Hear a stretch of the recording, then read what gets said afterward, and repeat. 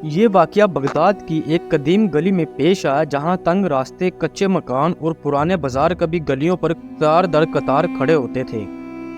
یہ خوبصورت گلیاں دن کے وقت لوگوں سے کھچا کھچ بھری رہتی تھی، مگر سورج غروب ہوتے ہی ان پر ایک عجیب سی خاموشی طاری ہو جاتی۔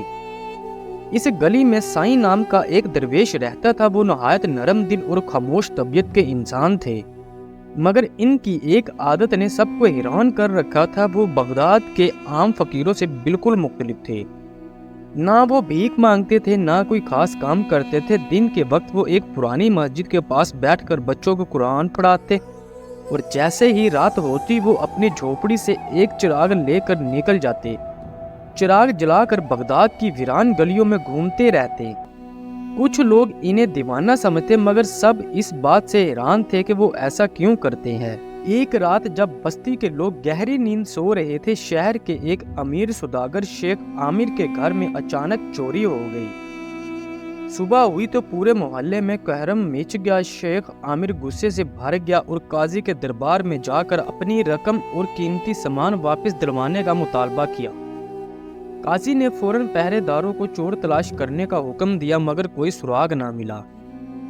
کچھ دن بعد ایک اور گھر میں چوری ہو گئی۔ لوگوں میں خوف و ہراس بڑھ گیا۔ سب نے اپنے دروازے جلدی بند کرنا شروع کر دیے، مگر سائیں ہر رات اپنے معمول کے مطابق چراغ جلاتے اور گلیوں کو روشن کرتے رہتے۔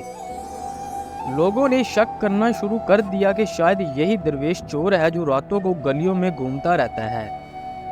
سرگوشیاں ہونے لگی۔ شیخ عامر کا شک بھی گہرا ہو گیا۔ اس نے قاضی سے کہا کہ درویش کو بلا کر پوچھا جائے کہ وہ رات کو چراغ کیوں جلاتا ہے۔ اگلے دن سائیں کو قاضی کے دربار میں بلایا گیا۔ لوگوں کا ہجوم لگ گیا۔ قاضی نے درویش کو غور سے دیکھا اور پوچھا، سائیں ہمیں خبر ملی ہے کہ تم ہر رات گلیوں میں چراغ جلاتے ہو، اس کا کیا مقصد ہے؟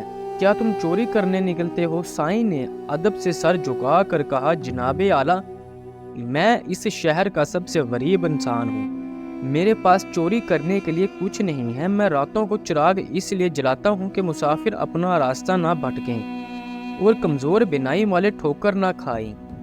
لوگ اس کی باتیں خاموشی سے سن رہے تھے۔ ایک نے پوچھا، اس سے تمہیں کیا فائدہ ہوتا ہے؟ سائیں نے عاجزی سے جواب دیا، میں نے ایک بزرگ سے سنا تھا کہ چراغ جلانا بھی نیکی ہے۔ میرے پاس دولت نہیں کہ کسی کی مدد کر سکوں، مگر میں چاہتا ہوں کہ اس چراغ کی روشنی سے اللہ کی رضا حاصل کر سکوں۔ قاضی سوچ میں پڑ گیا، لیکن شیخ عامر ابھی بھی مطمئن نہیں تھا۔ وہ بولا، یہ سب بہانے ہیں، مجھے یقین ہے کہ چور یہی ہے۔ اتنے میں قاضی کے سپاہی دربار میں داخل ہوئے اور اعلان کیا کہ 2 چور پکڑے گئے ہیں۔ چوروں نے اقرار جرم کیا کہ وہ ہمیشہ اندھیری گلیوں میں گھس کر چوری کرتے تھے، مگر جہاں چراغ جلتے تھے وہاں جانے کی ہمت نہیں ہوتی تھی۔ یہ سن کر شیخ عامر کا سر شرم سے جھک گیا۔ وہ فوراً سائیں کے قدموں میں گر پڑا اور کہنے لگا، سائیں ہم سے بڑی غلطی ہوئی۔ آپ تو ہماری حفاظت کر رہے تھے اور ہم نے آپ پر شک کیا۔